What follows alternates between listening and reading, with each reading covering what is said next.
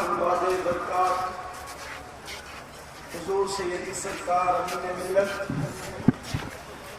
ہم سب کے مشفق و مہربان حضور سیدی سرکار رفیق ملت، وہ جملہ شہزادگان، علماء ذوی الاحترام، حاضرین محفل، السلام علیکم ورحمۃ اللہ وبرکاتہ۔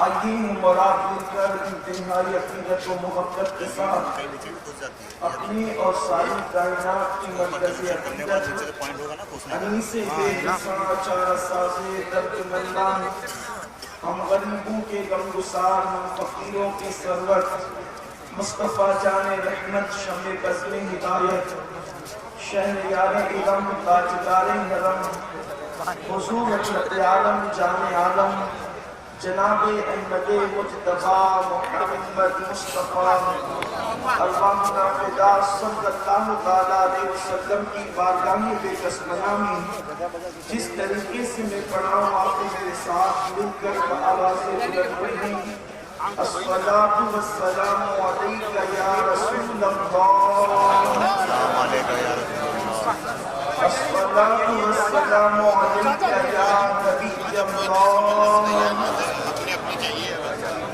الصلاۃ والسلام علیک یا حبیب اللہ،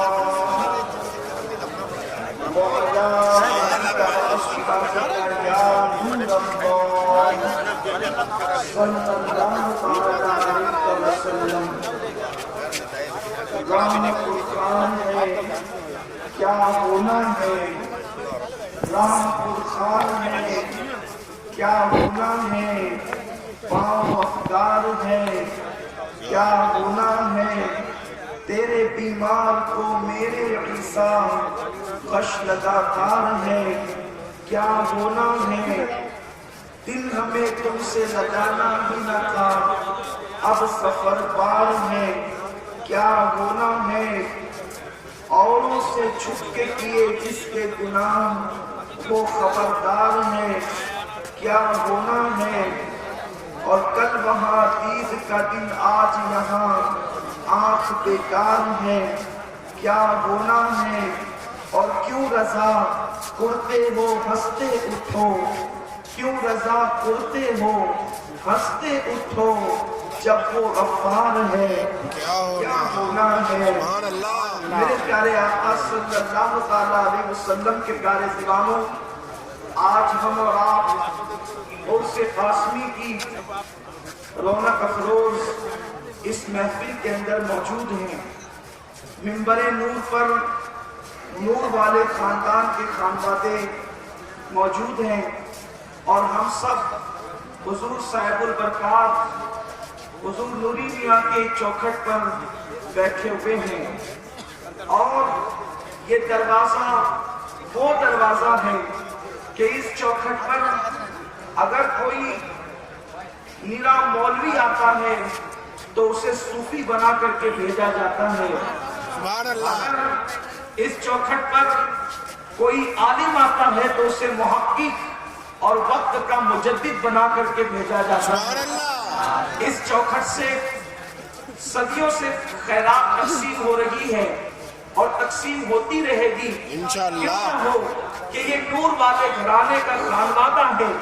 امام فرماتے ہیں بھیک لے سرکار سے لا جلد کاسا نور کا، ماہ نو طیبہ میں بڑھتا ہے مہینہ نور کا، اور جو گدا دیکھو لیے جاتا ہے توڑا نور کا، جو گدا دیکھو لیے جاتا ہے توڑا نور کا، نور کی سرکار ہے کیا اس نے توڑا نور کا، نور بنت نور زوج نور ام نور نور، نور مطلق کی کنیز اللہ لمعہ نور کا، ایک سینے تک مشابہ، ایک وہاں سے پاؤں تک حسن سکینوں کے جاموں میں ہے نیما نور کا، اور تیری نسل پاک میں ہے بچہ بچہ نور کا، تو ہے عین نور تیرا سب گھرانہ نور کا۔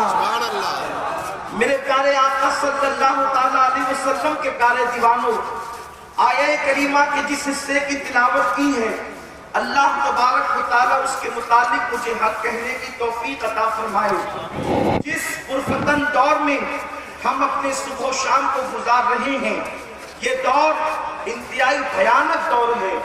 انسان اگر اپنے گھر کے اندر ہے تب بھی اس کو گناہ دعوت دیتے ہیں، انسان اپنے بیڈ روم میں ہے تو بھی وہ گناہ سے محفوظ نہیں رہ پاتا، محلے میں نکلتا ہے تو طرح طرح کے گناہ اس کو اپنی طرف لبھاتے ہیں اور اپنی طرف دعوت نظارہ دیتے ہیں۔ انسان اگر کار میں تنہا سفر کر رہا ہو تب بھی ایسے آلات اس وقت ایجاد ہو چکے ہیں کہ انسان وہاں بھی اپنے آپ کو گناہ سے بچا نہیں پاتا۔ میرے پیارے آقا صلی اللہ علیہ وسلم کے پیارے دیوانوں، جنگل کی تنہائیاں ہو یا سفر کی تنہائی ہو یا بستر کی تنہائی ہو یا مکان کی تنہائی ہو یا دکان کی تنہائی ہو یا دوستوں کی انجمن ہو یا دوستوں کا سرکل ہو، انسان اپنے آپ کو گناہوں سے بچا نہیں پا رہا ہے۔ اللہ اکبر! گناہوں کو فیشن کا نام دے کر مسلمان جوانوں کے درمیان اس طریقے سے عام کر دیا گیا ہے۔ کل تک مسلمانوں کو بچانے کے لیے اتنا ہی کافی تھا، اگر مسلم نوجوانوں کو کہہ دیا جاتا، مسلمانوں کو کہہ دیا جاتا گناہ نہ کرنا، تو گناہ کا نام سن کر کے انسان اپنے دامن کو گناہ سے بچا لیا کرتا تھا، انسان اپنے آپ کو گناہ سے بچا لیتا تھا۔ لیکن آج حالت یہ ہے کہ اللہ اکبر، گناہوں کو فیشن کا نام دے دیا گیا ہے۔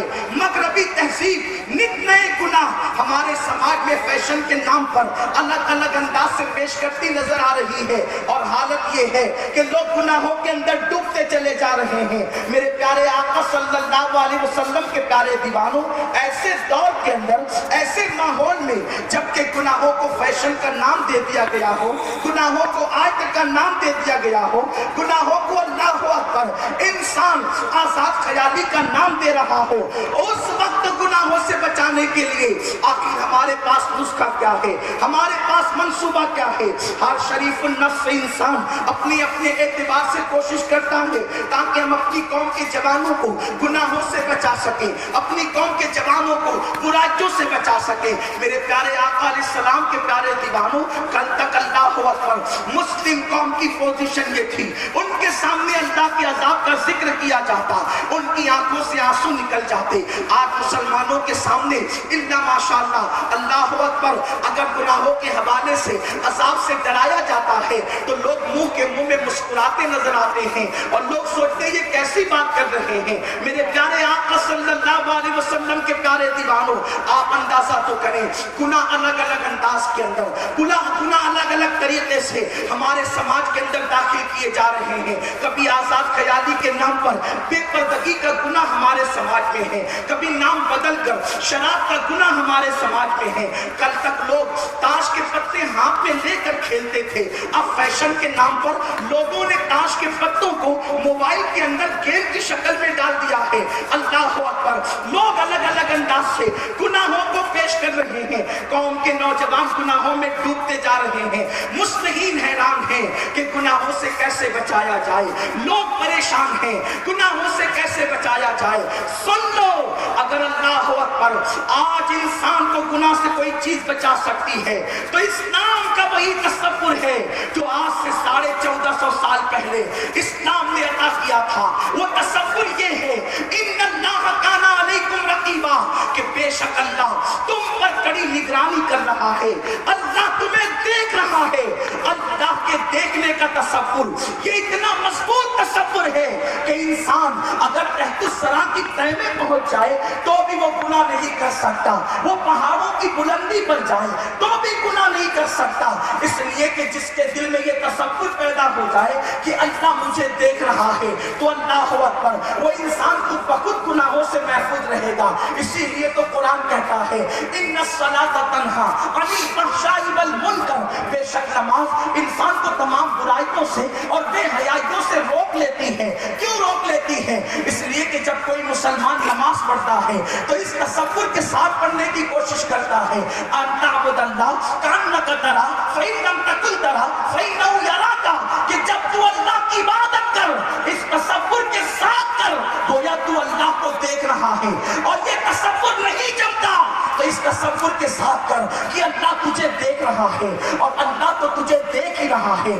انسان جب نماز میں یہ تصور بٹھاتا ہے دل و دماغ میں اللہ مجھے دیکھ رہا ہے، وہ قادر و مقتدر جس نے بڑے بڑے تاجداروں کے تاج چھین کر کے ان کے ہاتھوں میں کاسہ گدائی دے دیا، وہ قادر و مقتدر جس کی خفیہ تدبیر سے انبیاء کرام بھی پناہ مانگتے تھے، وہ قادر و مقتدر جس نے بادشاہوں کو دریا میں ڈبو کر ان کا اقتدار چھین لیا، اس قادر مقتدر کے حوالے سے یہ تصور اللہ ہمیں دیکھ رہا ہے، اللہ ہمیں دیکھ رہا ہے۔ میرے پیارے آقا علیہ السلام کے پیارے دیوانوں، کیا اب بھی مسلمانوں کی آنکھیں نہیں کھلے گی کہ اللہ اکبر؟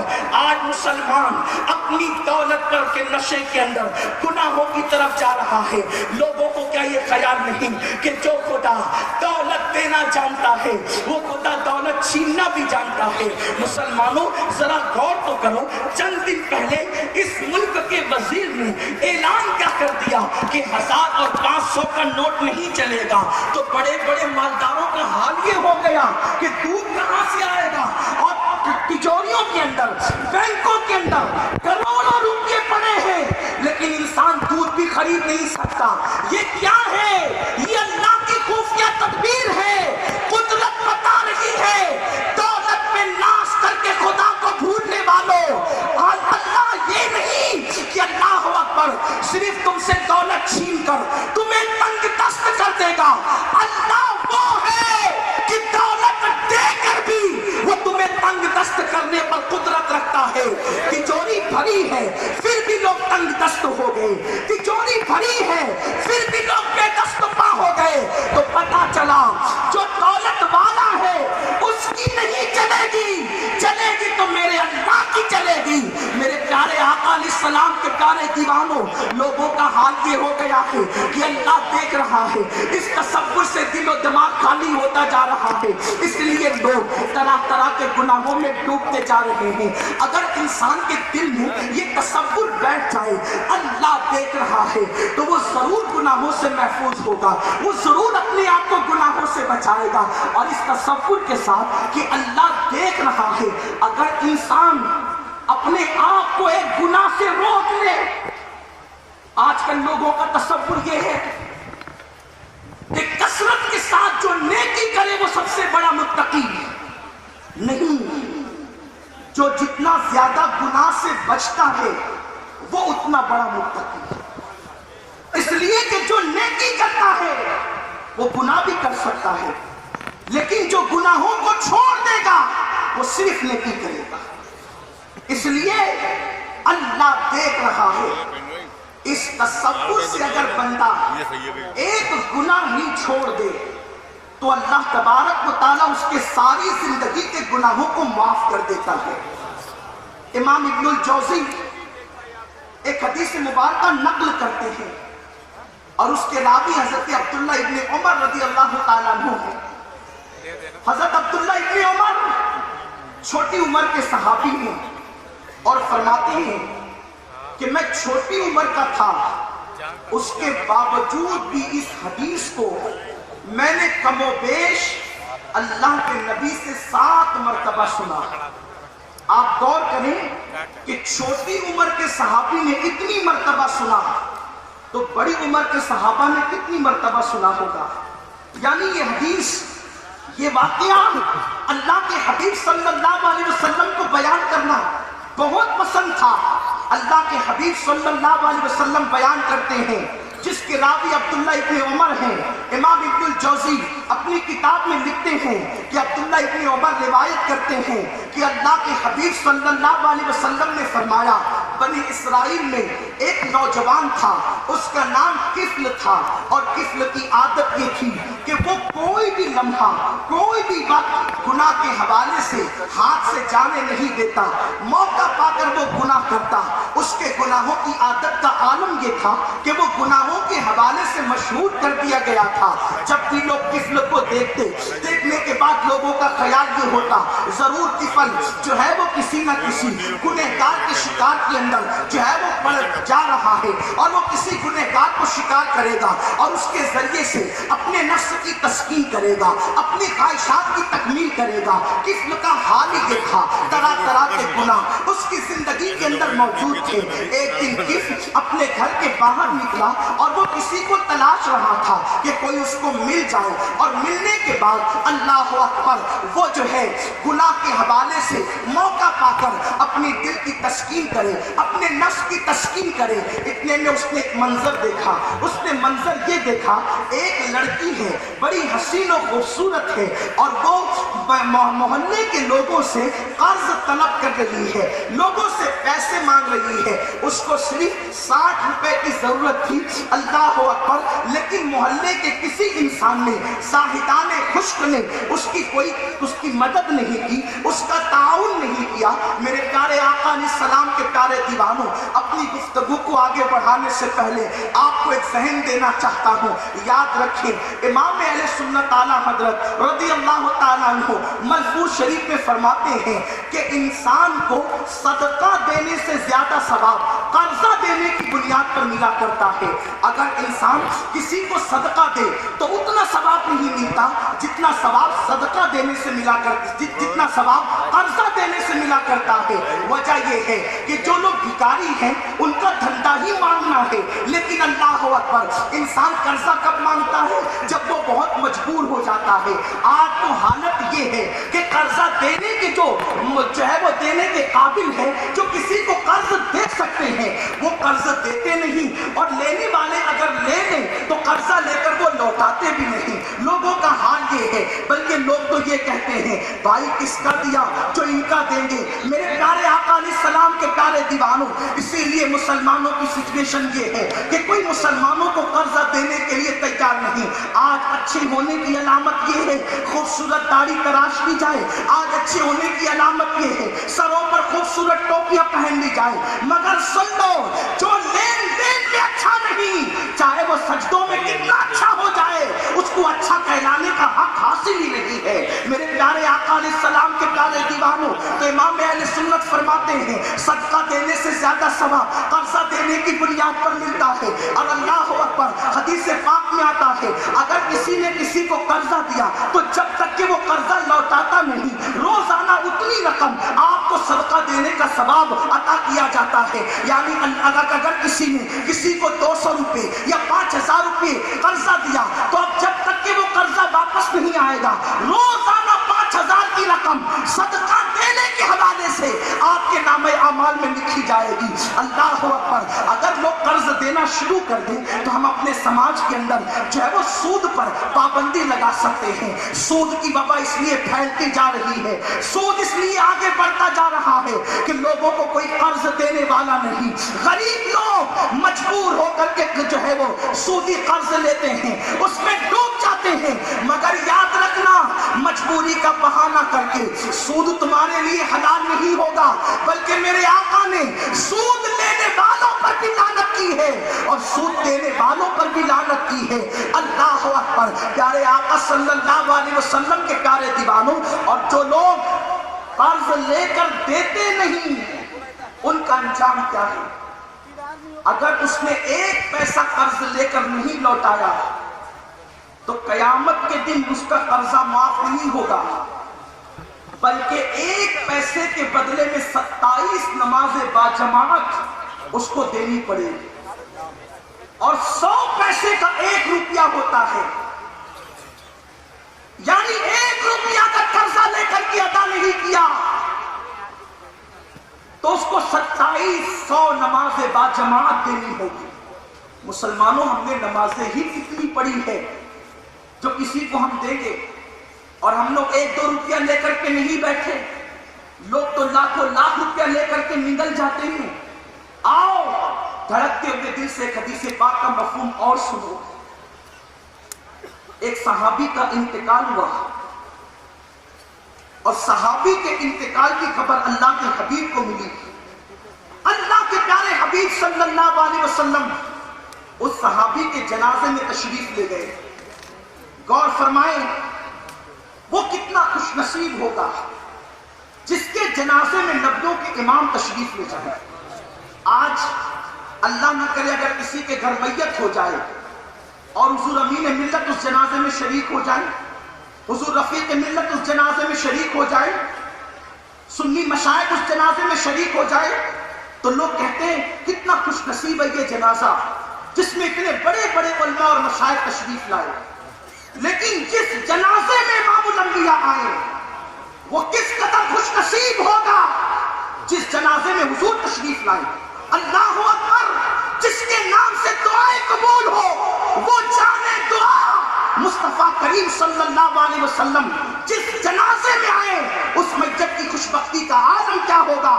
لیکن جب اللہ کے حبیب صلی اللہ علیہ وسلم جنازہ پڑھانے کے لیے کھڑے ہوئے تو اللہ کے حبیب تکبیر کہنا چاہتے تھے، سرکار ابد قرار پیچھے ہو گئے اور آقا کریم نے فرمایا میں اس کا جنازہ نہیں پڑھاتا، تم میں سے کوئی آگے آئے اور اس کا جنازہ پڑھا دے۔ لوگوں کو تعجب ہوا، کہیں یہ منافق تو نہیں جو حضور اس کا جنازہ نہیں پڑھاتے؟ لیکن اگر وہ منافق ہوتا تو آقا تو نہیں پڑھا رہے ہیں، لیکن کسی منافق کا جنازہ پڑھانے کا حکم حضور کسی صحابی کو کیوں دیتے؟ کیونکہ منافق کا جنازہ تو پڑھایا ہی نہیں جا سکتا، پڑھا ہی نہیں جا سکتا۔ تو صحابہ نے عرض کیا یا رسول اللہ، ہمارے ماں باپ آپ کے قربان، حضور آپ اس جنازے میں تشریف لائیں پھر آپ اس کا جنازہ کیوں نہیں پڑھاتے؟ دل کے کانوں سے سنو، اللہ کے حبیب فرماتے ہیں اس کے اوپر کچھ قرضہ باقی ہے اور جس پہ قرضہ باقی ہو میں اس کا جنازہ نہیں پڑھاتا۔ آپ غور تو کریں، آپ اندازہ تو کریں، جس پہ قرض باقی ہے آقا اس کا جنازہ نہیں پڑھا رہے ہیں۔ اللہ نہ کرے، 100,000 بار نہ کرے، اگر قیامت کے دن حضور کی بارگاہ میں شفاعت کی بھیک مانگنے کے لیے کوئی جائے اور اس کو یہ جواب مل جائے کہ تجھ پہ قرض باقی تھا اس لیے آج تیری سفارش نہیں کی جاتی، تو اندازہ تو کریں کہ وہ کہاں جائے گا۔ حالانکہ انشاءاللہ ایسا نہیں ہوگا، کیونکہ حضور علیہ السلام نے امید بندھائی ہے، شفاعتی لأہل الکبائر من امتی، میری شفاعت میری امت کے بڑے گنہگاروں کے لیے ہے۔ لیکن قرض کا معاملہ حقوق العباد سے تعلق رکھتا ہے، اور جب تک کہ بندہ اپنا حق معاف نہ کرے گا اللہ بھی اس کو معاف نہیں کرے گا۔ اللہ اکبر، صحابی پہ قرض ہے تو آقا اس کا جنازہ نہیں پڑھاتے۔ مولائے کائنات آگے بڑھے، عرض کیا یا رسول اللہ صلی اللہ علیہ وسلم اس کا جتنا قرض ہے میں اپنے ذمے پہ لیتا ہوں اور میں اس کو ادا کر دوں گا، لیکن آپ اس کا نماز جنازہ پڑھا دیں۔ حضرت مولائے کائنات نے جب اس کا قرض اپنے ذمے پر لیا، اس کی ادائیگی اپنے ذمے پہ لیا اور گویا کہ وہ میت بری ذمہ ہو گئی، اس کے بعد میرے آقا نے اس کی جنازہ پڑھائی۔ آج اس حوالے سے ہماری سوچ ہی بدل گئی ہے، ہماری فکر ہی بدل گئی ہے۔ ہم سوچتے ہیں ہر سال حج کریں، ہر سال عمرہ کریں، تہجد کا اہتمام بھی کریں اور قرض کا بوجھ چڑھتا رہے، دیکھا جائے گا جو ہوگا۔ لیکن اس پر بھی تو توجہ ہو، حضور صلی اللہ علیہ وسلم اس کا جنازہ نہیں پڑھاتے جس پہ چند سکے قرض باقی ہے۔ تو عرض یہ کر رہا تھا، اس لڑکی نے لوگوں سے قرضہ مانگا لیکن کسی نے اس کو قرض نہیں دیا، لوگوں سے وہ پیسے مانگتی رہی، 60 روپے کی بات تھی، اس دور کے 60 روپے مانگتی رہی۔ جب کسی نے نہیں دیا تو قفل جو ہے اس کو قریب بلاتا ہے اور اس کے دامن کے اندر جتنا اس کو مطلوب تھا اس سے بہت زیادہ رقم ڈال دیتا ہے، اور اس کے دامن میں رقم ڈالنے کے بعد اس لڑکی کو کہتا ہے دیکھا تیری مدد کسی نے نہیں کی اور میں نے تیری مدد کی، اور اس مدد کے عوض مجھے تجھ سے کچھ نہیں چاہیے، بس میں اتنا سا چاہتا ہوں کہ تو تھوڑی دیر چل اور چلنے کے بعد میرے گھر میں بیٹھ تاکہ میں تجھ سے تھوڑی سی گفتگو کر سکوں، تجھ سے بات چیت کر سکوں۔ اللہ اکبر، وہ لڑکی اس لیے کہ انسان احسان کا بندہ ہوتا ہے، وہ لڑکی چونکہ اس کے احسان تلے دب چکی تھی، وہ لڑکی اس کے گھر گئی، قفل نے اپنے دروازے بند کر دیے، اپنی کھڑکیوں کو بند کر دیا، اور کھڑکی دروازے بند کرنے کے بعد اس لڑکی سے وہ بات چیت کرنے لگا، اور بات چیت کرتے کرتے اس لڑکی کے قریب وہ کھسکنے لگا۔ جیسے ہی وہ لڑکی پہ ہاتھ ڈالنے لگا اپنے نفس کی تسکین کے لیے، لڑکی کھڑی ہو گئی اور اس کا پورا وجود کانپنے لگا، اس کے پورے وجود پر کپ کپی طاری ہو گئی۔ اللہ اکبر، اس وقت قفل نے پوچھا اے لڑکی، سماج کے کسی فرد نے تیری مدد نہیں کی، آج تیری مدد میں نے کی ہے، تو کس سے ڈر رہی ہے؟ है, तुझे दिल में किसका खौफ है, तुझे कौन देखेगा और देख करके क्या कर लेगा? इसलिए कि खिड़कियां बंद है, दरवाजे बंद है, तुझे कौन देख सकता है?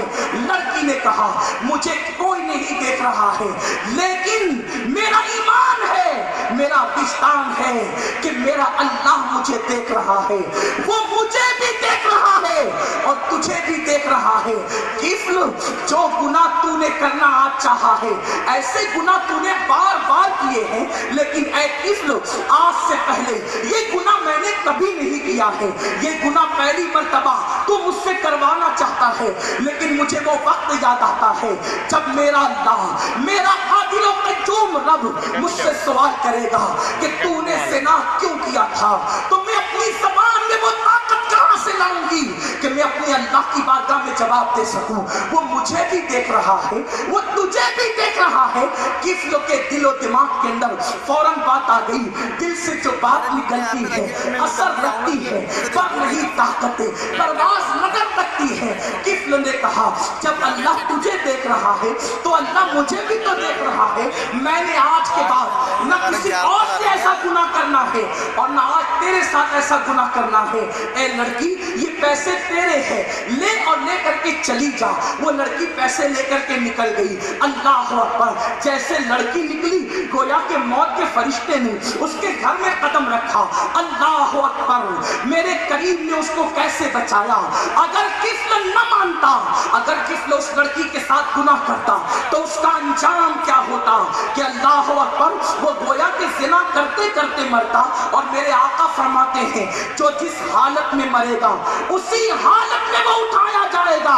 अल्लाह अकबर, जिस नबी के कहने पर हमने बिन देखे खुदा को एक माना, जिस नबी के कहने पर हमने जन्नत और जहन्नम को माना, जिस नबी के कहने पर हमने कुरान को अल्लाह की किताब माना, जिस नबी के कहने पर हम फरिश्तों पर ईमान लाए, जिस नबी के कहने पर हम मैदान महशर पर ईमान लाए, वो रसूल कहते हैं जो जिस हालत में मरेगा उसी हालत में उठाया जाएगा।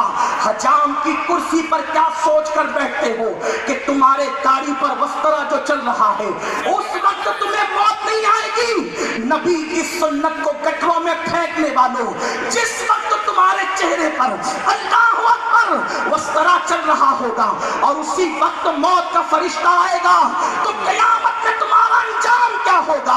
अल्लाह अकबर, क्या सोचकर चेहरे पर जो है वो कंबल डालकर, चेहरे पर चादरें डालकर, रातों की तारीकी में मोबाइल हाथ में लेकर ज़िना के मनाजिर देखते हो। जब तुम नर्म नर्म कदों पर लेकर ज़िना के मनाजिर अपने मोबाइल में देख रहे होते हो तो क्या उस वक्त मौत का फरिश्ता नहीं आ सकता? उस वक्त मौत का फरिश्ता नहीं आएगा। मुसलमानों, हमें क्या हो गया है? अल्लाह अकबर, मेरे आका फरमाते हैं जो जिस हालत में मरेगा उसी हालत में वो उठाया जाएगा। और वो कौन सा जुर्म है, वो कौन सा गुनाह है जो आज हमारे समाज में मौजूद है?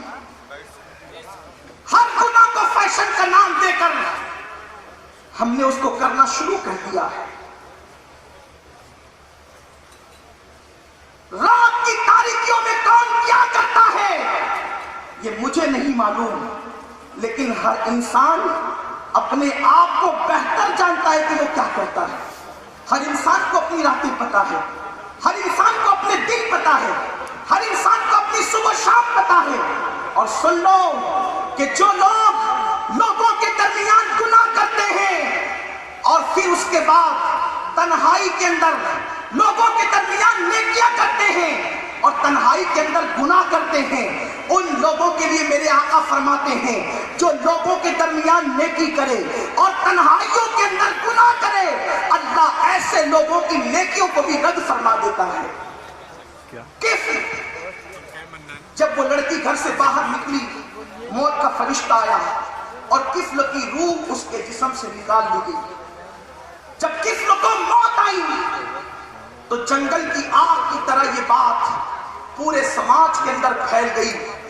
किफ्ल मर गया, किफ्ल मर गया, किफ्ल का इंतकाल हो गया। तो जो बहुत बड़े आबिद और साहिब थे گویا کہ زاہدان خشک تھے، ان لوگوں نے آپس میں باتیں کرنی شروع کی کہ کفل نے کبھی نیکی تو کی نہیں، کفل نے کوئی عبادت تو کی نہیں، کفل ہمیشہ گناہوں کے اندر ڈوبا رہا، مرنے کے بعد پتہ نہیں اس کا چہرہ کیسا ہو گیا ہوگا، مرنے کے بعد پتہ نہیں اس کا حال کیا ہو گیا ہوگا، مرنے کے بعد پتہ نہیں اس کی کیفیت کیا ہو گئی ہوگی، لیکن چونکہ تھا مسلمان، کلمہ پڑھنے والا تھا، اس لیے لوگ اس کے دروازے پر گئے کہ میت میں تو جانا ہوگا، اس لیے کہ اس نے ہمارے نبی کا کلمہ پڑھا ہے، اس دور کے پیغمبر کا کلمہ پڑھا ہے۔ اور جس وقت لوگ اس کے دروازے پر گئے تو اس کے دروازے پر ایک عبارت لکھی ہوئی تھی، ان اللہ غفر للکفل، اللہ اکبر، اللہ تبارک و تعالیٰ کی طرف سے گویا کہ اللہ اکبر یہ بات لکھی تھی، ان اللہ قد غفر للکفل، کہ اللہ اکبر ایک گناہ کفل نے اللہ کے ڈر سے چھوڑ دیا، اللہ نے اس کی ساری زندگی کے گناہوں کو معاف کروا دیا اور کفل کی مغفرت کر دی گئی۔ اندازہ فرمائے اگر ایک گناہ بندہ اللہ دیکھ رہا ہے اس خوف کے ساتھ ترک کر دے تو اللہ تبارک و تعالیٰ کو اس کی یہ ادا اتنی پسند آتی ہے کہ اللہ اس کی زندگی کے گناہوں کو معاف فرما دیتا ہے، اس کی بخشش فرما دیتا ہے۔ میرے پیارے آقا صلی اللہ علیہ وسلم کے پیارے دیوانوں، لیکن ہمیں کیا ہو گیا ہے، اللہ اکبر، ہمیں گناہ کرنے کے بعد بھی اللہ کا خوف اس طرح ہمارے دلوں میں نہیں جیسا کہ اللہ کا خوف ہونا چاہیے۔ میرے پیارے آقا صلی اللہ علیہ وسلم کے پیارے دیوانوں، آپ اندازہ تو کریں، حضرت امام نعیم حلیہ میں لکھتے ہیں کہ جس آنکھ، جو آنکھ اللہ کے خوف سے نہیں روتی، اس آنکھ کے اندر کوئی خیر نہیں۔ آج لوگ اپنی آنکھوں کو دیکھ کر آئینے میں اتراتے ہیں کہ میری آنکھیں کتنی خوبصورت ہے، میری آنکھیں کتنی حسین ہے، کوئی کہتا ہے میری آنکھیں نرگسی ہے، کوئی کہتا ہے میری آنکھیں جھیل سی ہے، لیکن آنکھوں کا مس یوز کرنے والے لکھا گیا ہے کہ جو آنکھیں اللہ کے خوف سے نہیں روتی اس آنکھ کے اندر کوئی خیر نہیں۔ حضرت جلال الدین رومی لکھتے ہیں کہ جہاں پانی برستا ہے وہیں تو سبزہ اگتا ہے، اور جہاں خوف خدا سے آنسو نکلتے ہیں وہی رحمتوں کا نزول ہوا کرتا ہے۔ انسان جس وقت اپنے گناہوں کو یاد کر کے اللہ کے خوف سے روتا ہے، اگر اس کی آنکھ سے مکھی کے سر کے برابر بھی ایک آنسو نکل جائے تو اللہ تبارک و تعالیٰ مکھی کے سر کے برابر آنسو نکلنے کی برکت سے اس کے وجود پر جہنم کی آگ کو حرام فرما دیتا ہے۔ میرے آقا صلی اللہ علیہ وسلم کے پیارے دیوانوں، ہم جو کچھ کر رہے ہیں اللہ ہمیں دیکھ رہا ہے۔ ایک حبشی آقا کریم صلی اللہ علیہ وسلم کی بارگاہ میں حاضر ہوتا ہے اور عرض کرتا ہے، یا رسول اللہ صلی اللہ علیہ وسلم، میں نے بہت گناہ کیے ہیں، میرے آقا کیا میرے گناہوں کی مغفرت ہو سکتی ہے؟ یاد رکھیں، لوگ مغفرت کو جتنا آسان سمجھتے ہیں اتنا آسان بھی مغفرت نہیں ہے، اور جتنا مشکل کر کے لوگوں نے بتایا اتنا مشکل بھی نہیں۔ اس کریم کے کرم پر ہے، اگر وہ چاہے تو راستے سے تکلیف دینے والی چیز کو ہٹانے کے صدقے میں بھی مغفرت کر دے، اگر وہ چاہے تو کتے کو پانی پلانے کے صدقے میں بھی مغفرت کر دے، اور اگر وہ چاہے تو چھوٹے سے چھوٹے گناہ پر بھی پکڑ کر لے۔ اس کی پکڑ اگر وہ کرنے پر آئے تو پھر کون بچا سکتا ہے؟ ایک بزرگ، ان کے انتقال کے 70 سال کے بعد کسی نے ان کو دیکھا، پوچھا کہ آپ کے ساتھ کیا سلوک کیا گیا؟ فرماتے ہیں کہ 70 سال ہو گئے دھوپ میں کھڑا ہوں، ابھی تک میری مغفرت نہیں۔ دن کو روزہ رات کو سجدے کیے، اس کے باوجود بھی مغفرت نہیں۔ کیوں؟ اس لیے کہ ایک مرتبہ بارش ہوئی اور میری زبان سے نکل گیا اوف، یہ بے وقت کی بارش، اسی پر میری پکڑ ہو گئی۔ رب کی طرف سے مطالبہ ہوتا ہے، بندے ہمارے یہاں تو ہر کام کا ایک وقت مقرر ہے، تو نے بارش کو بے وقت کیسے کہہ دیا؟ اور جب تک تو بارش کو بے وقت ثابت نہیں کرے گا اس وقت تیری مغفرت، اس وقت تک تیری مغفرت نہیں ہوگی۔ تو مغفرت اتنی مشکل بھی نہیں جتنا لوگ مشکل کر دکھاتے ہیں، اور اتنی آسان بھی نہیں جتنا لوگ اس کو آسان سمجھتے ہیں. تو حبشی نے پوچھا یا رسول اللہ میں نے بہت جرائم کیے, کیا میری مغفرت ہو سکتی ہے؟ اللہ کے حبیب فرماتے کیوں نہیں, بالکل اللہ تجھے معاف فرمائے گا اگر تو توبہ کر. اس لیے کہ اس کا وعدہ ہے جو توبہ کرتا ہے اللہ اس کی توبہ کو قبول فرماتا ہے. اور ہم تو ان اللہ والوں کے دامن میں بیٹھے ہوئے ہیں کہ اگر یہاں توبہ کی جائے تو میرا اللہ رد نہیں فرمائے گا, اس لیے کہ وہ ہمیں نہیں دیکھے گا, ہمارے گناہوں کو نہیں دیکھے گا. صاحب البرکات کے صدقے اللہ ہم پر کرم کی نظر فرمائے گا. سرکار حمزہ عینی کے صدقے نگاہ کرم ہوگی, سرکار آل رسول احمدی کے صدقے کرم کی برسات ہوگی, اور ہو رہی ہے. نظر آئے یا نہ آئے کرم کی برسات ہو رہی ہے, کرم کی برکھا برس رہی ہے, لیکن کوئی اس میں نہائے تو صحیح. عرس میں آنے کا مقصد آ کر کے گھوم کر کے جانا نہیں, عرس میں آنے کا مقصد یہ ہے یہ صوفیہ جس مشن کے تحت اس زمین پر آئے تھے ان کے مشن کے حوالے سے اپنے دل کے اندر ایک درد لے کر کے جانا ہے, گناہوں سے تائب ہو کر کے جانا ہے.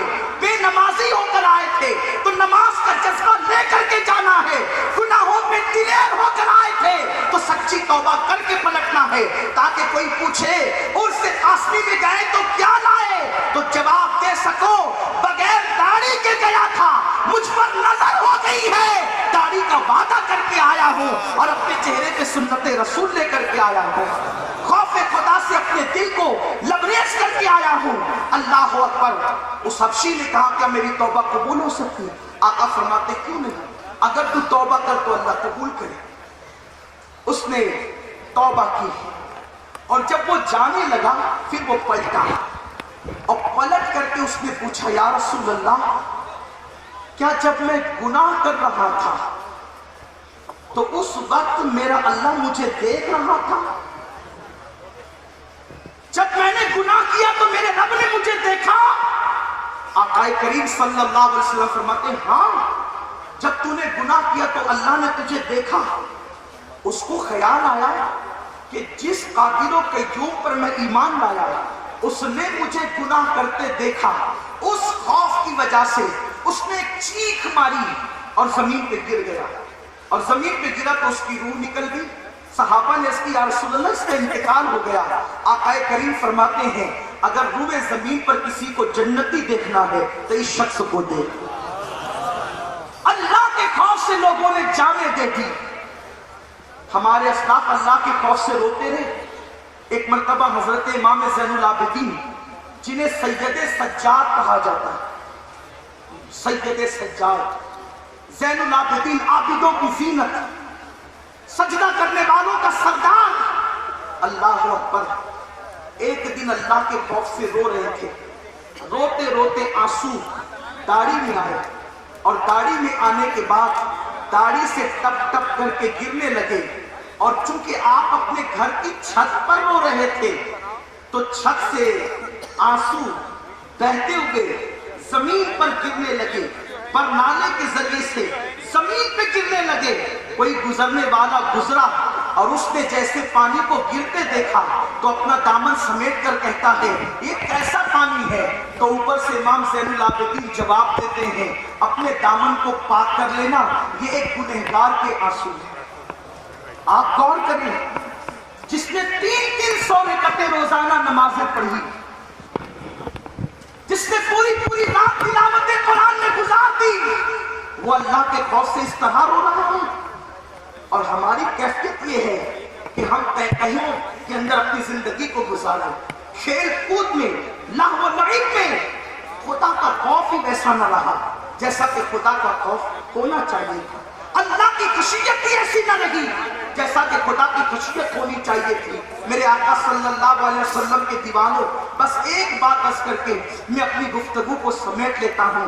بہت توجہ اپنے جوانوں کی چاہتا ہوں.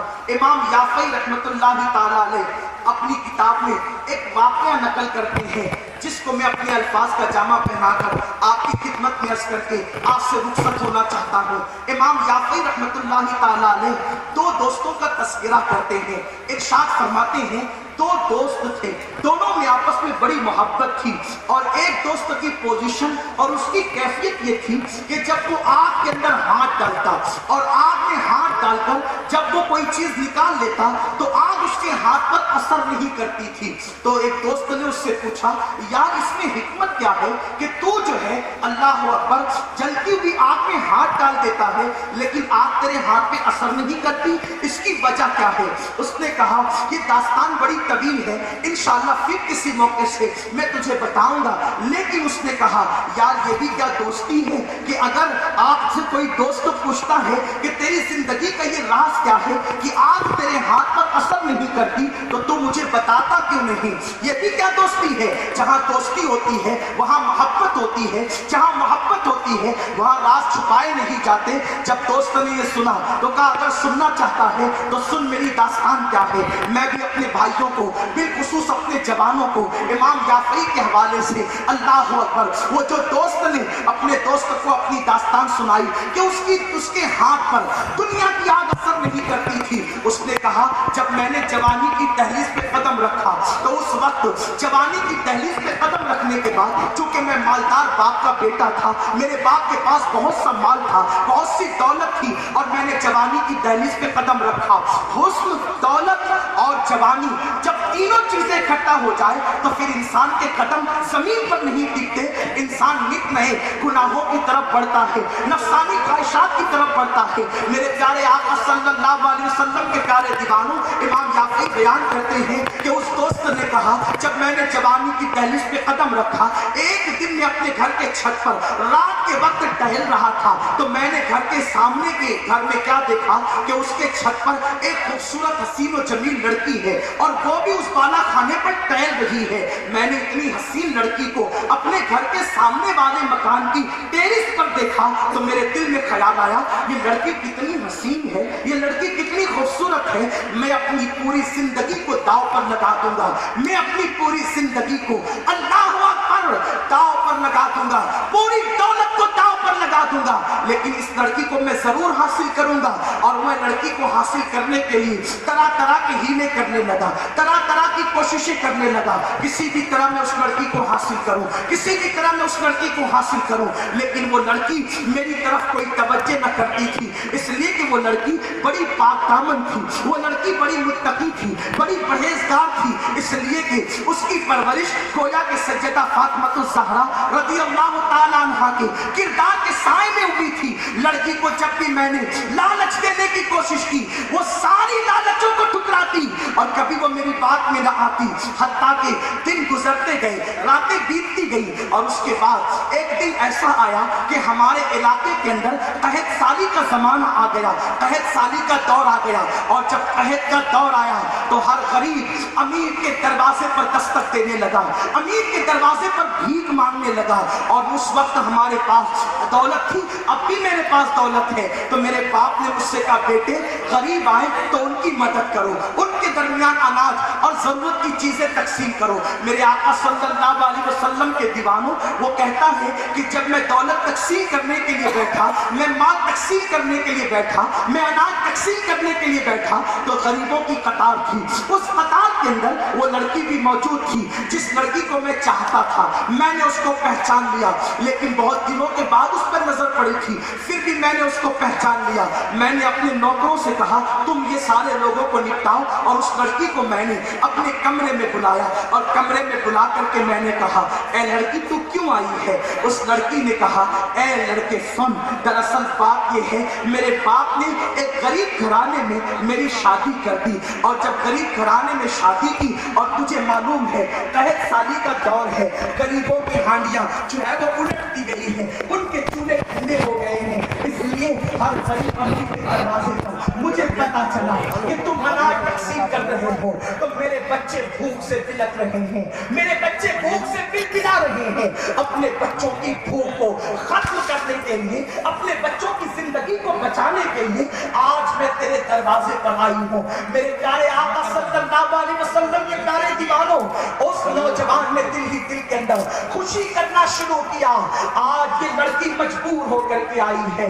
जिस वक्त इसके बाप का सहारा इसको था, उस वक्त मैं इसे लालच देता रहा, लेकिन लड़की ने मेरी एक न सुनी। और आज ये लड़की अपने बच्चों के हाथों मजबूर होकर आई है, बच्चों के भूख के हाथों मजबूर होकर आई है। आखिर ये माँ है, और माँ अपना सब कुछ कुर्बान कर सकती है, लेकिन बच्चों की तकलीफ नहीं देख सकती, बच्चों की मुसीबत नहीं देख सकती।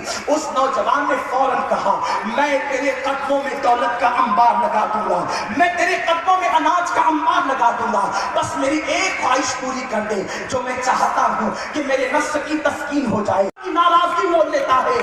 उन गुनाह करने वालों को पैगाम दे दो, चंद सेकंड की लज्जत करने वालों, उस अजाब से डरो जिस अजाब की बशारत कुरान ने तुम्हें दी, जिस अजाब की हवाले से अल्लाह के हबीब सल्लल्लाहु अलैहि वसल्लम ने तुम्हें वईद सुनाई। अल्लाह के हबीब सल्लल्लाहु अलैहि वसल्लम के गुलामों, क्या बात। एक बुजुर्ग बहुत रोते थे। किसी ने कहा, आप इतना क्यों रोते हैं? फरमाते हैं कि अगर मुझे गर्म पानी में डुबकियां दो तो क्या मैं बर्दाश्त कर सकूंगा? लोगों ने कहा नहीं। तो फरमाते हैं, जो गर्म पानी जिसका जिस्म बर्दाश्त न कर सके, जहन्नम की आग उसका जिस्म कैसे बर्दाश्त कर सके? इस जिस्म के अंदर ये ताकत कहां से आएगी? इस जिस्म में ये कुव्वत कहां से आएगी कि वो जहन्नम का अजाब बर्दाश्त कर सके? ये जो ऊपर से नीचे पत्थर लुढ़कते हैं, कुरान कहता है ये अल्लाह के खौफ से लुढ़कते हैं। पत्थर बड़े बड़े टुकड़े हो जाते हैं, अल्लाह के खौफ से टुकड़े होते हैं। पत्थरों से जो पानी निकलता है, अल्लाह के खौफ से निकलता है। हैरत है मुसलमानों, पत्थर में तो अल्लाह का डर है, क्या हमारे दिल पत्थरों से सख्त हो गए? हमारे दिलों के अंदर पत्थरों से भी ज्यादा सख्ती आ गई। अल्लाह अकबर। आका करीम सल्लल्लाहु अलैहि वसल्लम के गुलामों, कुरान कहता है, बल तुसिरून अल हयात दुनिया वल आखिरा खैरुन व अबका। ये दुनिया खत्म होने वाली है, और जो अल्लाह के पास आखिरत है वो बेहतर है इस दुनिया से और बाकी रहने वाली है। इसलिए चंद लम्हों की लज्जत के एवज आखिरत का अजाब मोल मत लो। और ये कोई कहानी किस्सा होता तो लोग इसको यूं ही भुला देते, लेकिन ये तो आकाए करीम का फरमान है। कुरान भी कहता है, इन्नल अबरार लफी नईम व इन्नल फुज्जार लफी जहीम। नेकों के लिए जन्नत है, गुनहगारों के लिए जहन्नम है। इसीलिए तो सैयदना सिद्दीक़ अकबर ये तमन्ना करते थे, काश मैं किसी मुसलमान के सीने का एक बाल होता और इंसान बनाकर पैदा न किया गया होता, ताकि मैं अल्लाह रब्बुल इज्जत की बारगाह में जवाब देने से बच जाऊं। उस लड़की ने कहा, ए जवान, लज्जत के लिए गुनाह मत कर, लज्जत चली जाएगी, गुनाह बाकी रह जाएगा। लेकिन जिसके अंदर शैतानी नाच रहा, शैतानत जिसके अंदर भरी हुई हो, उसको ये नम जुमला क्या मुतासिर कर सकता था? उसने कहा, देख, अगर तू मेरी ख्वाहिश पूरी कर सकती है तो मैं तेरी मदद करूंगा, और अगर तू मेरी ख्वाहिश पूरी नहीं कर सकती तो मैं तेरी कोई मदद नहीं कर सकती। लड़की वापस गई, उसने अपने बच्चों को देखा, बच्चे भूख से बिलक रहे और माँ से कहते, माँ या तो तू हमें खाना दे या तो हमारे लिए मौत का कोई सामान कर दे, ताकि भूख से हमें निजात मिल जाए। आपके भी बच्चे हैं, हमारे भी हैं। जब बच्चे कोई मुतालबा करते हैं और हम उसको पूरा नहीं कर पाते तो दिलों पर कैसे क्या गुजरती है। हम तो मर्द हैं, लेकिन वो माँ थी माँ। जब माँ के बच्चों ने ये कहा, माँ या तो हमें कुछ खिला या तो हमारे गले दबाकर हमें मौत की नींद सुला दे, ताकि हमें इस भूख से निजात मिल जाए। वो औरत आपकी माँ की घर से निकली ये कहकर, बेटो अभी इंतजाम करती हूँ, और निकल करके चली और दिल में ख्याल किया, चलो अभी गुनाह कर लेते हैं, फिर कभी तौबा करेंगे। یہ شیطان کا بہت بڑا فریب ہے. ابھی گناہ کرو بعد میں توبہ کریں گے. کب توبہ کریں گے؟ پل کی خبر نہیں، توبہ کب کریں گے؟ کل پر تصور کر کے، کل پہ یقین کر کے. انسان کو گناہ نہیں کرنا چاہیے. گناہ کرتے کرتے موت آ گئی تو کیا ہو؟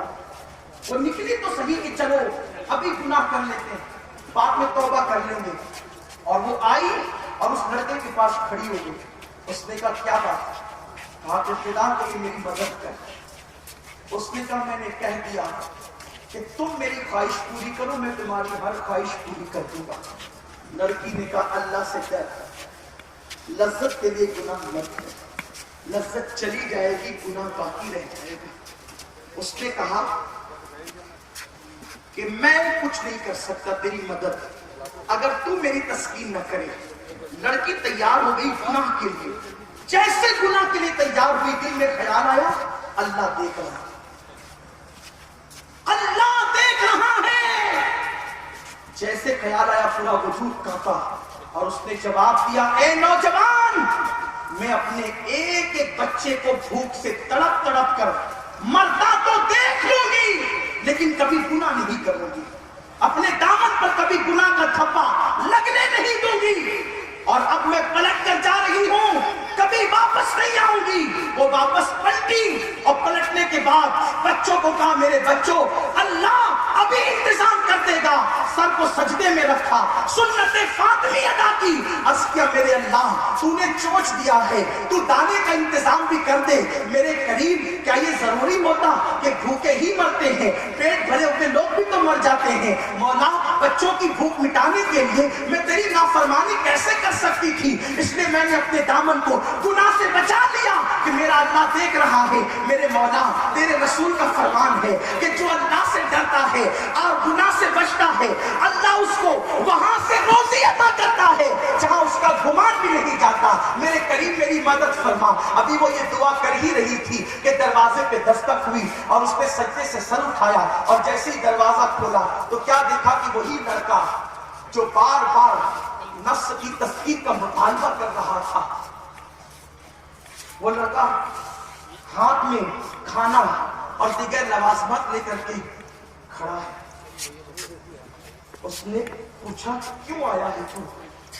اس نے کہا بہن جب تو غریب ہو کر اللہ سے اتنا ڈرتی ہے تو مجھے مالدار ہو کر اللہ سے کتنا ڈرنا چاہیے. تو غریب ہو کر اپنے دامن پر گناہ کا دھپا لگنے نہیں دیتی تو مجھے اپنے دامن کو گناہ سے کتنا بچانا چاہیے. دامان توکل کی یہ شان ہوتی ہے، پیبند تو لگے ہوتے ہیں پر دھبے نہیں ہوتے. اللہ اکبر. جو لوگ اللہ سے ڈرتے ہیں وہ پیبند والے لباس تو پہنتے ہیں لیکن ان کے دامنے دل پر کبھی گناہ کے دھپے نہیں ہوا کرتے. اسی لیے وہ درخت کے نیچے بھی سکون کی نیند سو جایا کرتے ہیں. لیکن جو لوگ نرم گدوں پر سوتے ہیں اور گناہ کر کے سوتے ہیں، کروٹیں بدلتے مگر ان کو نیند نہیں آتی. اس لیے کہ انسان نرم گدے پیسوں کے بل پر تو خرید سکتا ہے لیکن سکون کی نیند انسان پیسوں کے بل پر نہیں خرید سکتا. سکون کی نیند اللہ کی فرما برداری کی بنیاد پر آتی ہے. اس لڑکی نے اپنے بچوں کو یہ کہہ کر تو بہلایا، سجدہ کیا اور جب دروازے پہ دستک ہوئی دروازہ کھولا تو وہ لڑکا تھا. کہا اب کیوں آیا ہے؟ اس نے کہا بہن تو اللہ سے اتنا ڈرتی غریب ہو کر مجھے کتنا ڈرنا چاہیے. یہ لو قبول کرو، آج کے بعد تم کو نہیں کسی عورت کو ایسی نظر سے نہیں دیکھوں گا. میرا تحفہ قبول کر لو. لڑکی نے کہا رک، ایسے نہیں. اس نے ہاتھ اٹھا دیے. اے اللہ اگر یہ اپنے قول میں سچا ہے، یہ سچی نیت کے ساتھ مجھے یہ دینے آیا ہے تو تیری بندی جس نے تجھ سے ڈر کر کے گناہ چھوڑا ہے وہ اس کے حق میں دعا کرتی ہے کہ اگر یہ اپنے قول میں سچا ہے تو اس پر دنیا کی آگ بھی حرام کر دے اور آخرت کی آگ بھی حرام کر دے. وہ دوست اپنے دوست کو بتاتا ہے میرے دوست یہ اس اللہ سے ڈرنے والی لڑکی کی دعا ہے کہ اس نے مجھے دعا دی تو دنیا کی آگ مجھے نہیں جلاتی. امید ہے انشاءاللہ آخرت کی آگ مجھے نہیں جلائے گی. ارے اللہ سے ڈر کر گناہ چھوڑنے والوں کی دعا میں یہ اثر ہے تو جو خود اللہ سے ڈر کر گناہ چھوڑے ان کی شان کا عالم کیا ہوگا.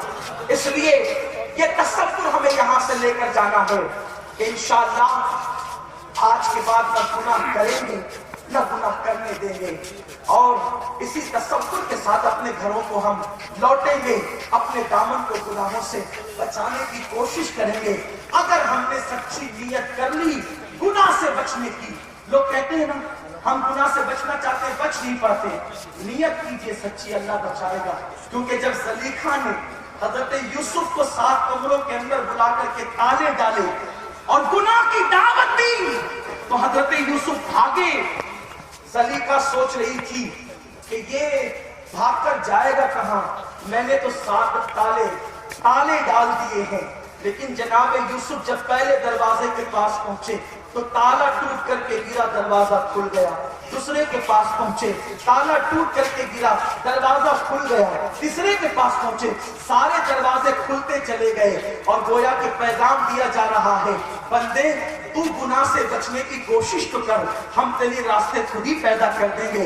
قرآن کہتا ہے وَالَّذِينَ جَاهَدُوا فِينَا لَنَهْدِيَنَّهُمْ سُبُلَنَا، کہ جو اللہ کی راہ میں کوشش کرتے ہیں اللہ ان کے لیے راستے پیدا کر دیتا ہے۔ کوئی گناہ سے بچنے کا پکا ارادہ تو کرے، میرا کریم اس کو ضرور اپنے کرم سے گناہوں سے بچائے گا، اور جب گناہ سے بچیں گے دنیا بھی کامیاب ہوگی، آخرت بھی کامیاب ہوگی۔ الحمدللہ ہم اس وقت خانقاہ ماہرہ مطہرہ کے اندر عرس قاسمی کے حوالے سے موجود ہے، اور اس خانقاہ نے ہمیشہ نفرتوں کے ماحول میں محبتوں کا پرچم بلند کیا ہے۔ ہم اسی محبت کے پرچم تلے یہاں پر موجود ہے، علماء مشائخ بھی موجود ہے، اور ماہرہ مطہرہ میں آنے کے بعد ایک سنت کو ہم اپنی ماتھی کی آنکھوں سے دیکھتے ہیں۔ یوں تو بہت ساری سنتیں اس خانقاہ نے زندہ کیا ہے، لیکن ایک وہ سنت جس کا ہم یہاں زیادہ مشاہدہ کرتے ہیں وہ یہ ہے کہ اگر آقا کے صحابہ سے پوچھا جائے کہ یہ بتاؤ حضور سب سے زیادہ کس سے محبت کرتے تھے، تو ہر صحابی کہتا کہ حضور زیادہ مجھ سے محبت کرتے تھے۔ یہی حال اس خانقاہ کے شہزادوں کا ہے۔ اگر کوئی کسی سے پوچھا جائے تنظیموں سے، تحریکوں سے، مدارس سے حضور امین ملت زیادہ کس سے محبت کرتے ہیں، مسیح ملت کس سے محبت کرتے ہیں، تو میرا وجدان کہتا ہے سنی کی ہر تحریک کہے گی وہ ہم سے زیادہ محبت کرتے ہیں، سنی کا ہر ادارہ کہے گا وہ ہم سے زیادہ محبت کرتے ہیں۔ الحمدللہ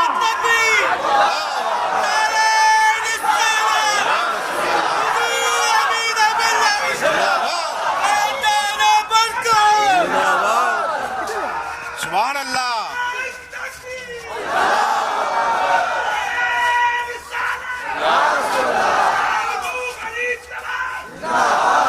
بتائیں آپ حضرات گویا کہ میری تصدیق کر رہے ہیں نعرے لگا کر کے کہ آج اس پورے مجمع سے نہیں بلکہ دنیا سنیت سے پوچھ لیا جائے، اور یہ اس خانقاہ کی آج کی نہیں بلکہ یہ ان کو ورثے میں ملی ہے یہ محبتوں کی سوغات پیش کرنا۔ اسی لیے تو ہر غلام یہاں آ کر اپنا حق جتاتا ہے۔ امام اہل سنت نے اپنے دور میں حق جتایا ہے، میرے حق میں دشمنوں کی نہ سن، حق یہ میرا ہے احمد نوری۔ پتہ چلا ہر دور کے غلام نے یہاں کی محبتوں پر حق جتایا ہے، اور الحمدللہ یہ منبر نور پر جو علماء مشائخ موجود ہیں یہ بھی میری بات کی تصدیق کریں گے۔ تو جیسے یہ خانقاہ ایک سنت کو اس طرح سے اور ساری سنتوں کے ساتھ اس سنت کو خاص طور پہ زندہ کیے ہوئے ہیں، تو میں بھی آپ سے یہی مطالبہ کروں گا محبتوں کو عام کیجئے، تاکہ آپ سے اگر آپ کے چاہنے والوں سے کوئی پوچھے کہ فلاں کس سے زیادہ محبت کرتا ہے تو وہ بھی کہے کہ وہ ہم سے زیادہ محبت کرتے ہیں۔ دیکھو تم میرے بچوں سے پیار کرو تو میں تم سے پیار کروں، تمہارے بچوں سے میں پیار کروں تو تم مجھ سے پیار کرو۔ جس رسول نے اپنی امت کے لیے پوری پوری رات آنسو بہائے، اگر حضور کی امت سے ہم پیار کریں گے تو کیا حضور ہم سے پیار نہ کریں گے، ہمارے لیے دعائیں نہ دیں گے، ہماری طرف نظر کرم نہ اٹھے گی؟ تو میں امید کرتا ہوں کہ یہاں سے محبتوں کی سوغات لے کر کے جائیں، اور اس کی ایک کڑی الحمدللہ یہ ہے کہ کہ محررہ مطہرہ کی دعاؤں کے سائے میں، ان سادات کرام کی دعاؤں کے سائے میں سنی دعوت اسلامی بھی اپنے سفر کو جاری رکھے ہوئے ہیں. اور جیسے آج یہاں سرکار صاحب البرکات کی خیرات تقسیم ہو رہی ہے، ان کی جوتیوں کی خیرات لے کر آنے والے جمعہ سنیچر اتوار یعنی 18، 19 اور 20 نومبر کو سنی دعوت اسلامی کا سالانہ اجتماع وادی نور آزاد میدان میں ہو رہا ہے. میں بہت ادب کے ساتھ اپنے علماء اور مشائخ سے عرض کروں گا کہ یہ حضرات بھی تشریف لائیں، اور بالخصوص شہزادگان صاحب البرکات سے بھی عرض کروں گا کہ اگر یہ حضرات بھی اپنی دعاؤں سے نوازیں تو ان کی دعائیں ہمارے لیے آب حیات کا درجہ رکھتی ہے. ہم امید کریں گے کہ یہ حضرات، ان کی مصروفیات ہم خوب جانتے ہیں، لیکن اگر یہ یہاں سے بیٹھ کر دعا کرتے تو بھی کوئی کم نہیں، لیکن اگر قدم رنجہ فرمائیں تو پھر یہ گویا ہمارے لیے یہ آب حیات سے بھی بڑھ کر ہوگا. امید ہے کہ ہماری دعوت قبول کی جائے گی. دوران گفتگو اگر کوئی غلطی ہو گئی ہو، اللہ تعالیٰ کی بارگاہ میں دعا کرتا ہوں اللہ میری ساری غلطیوں کو معاف فرمائے. استغفر اللہ ربی من کل ذنب واتوب الیہ وما علینا الا البلاغ. السلام علیکم. سبحان اللہ، سبحان اللہ، سبحان اللہ، ماشاء اللہ. سبحان اللہ، سبحان اللہ، سبحان اللہ. ابھی آپ حضرات اللہ سے یہ نبی صاحب سے اپنے سوال فرما رہے ہیں. ماشاء اللہ بہت پیاری تقریر کری.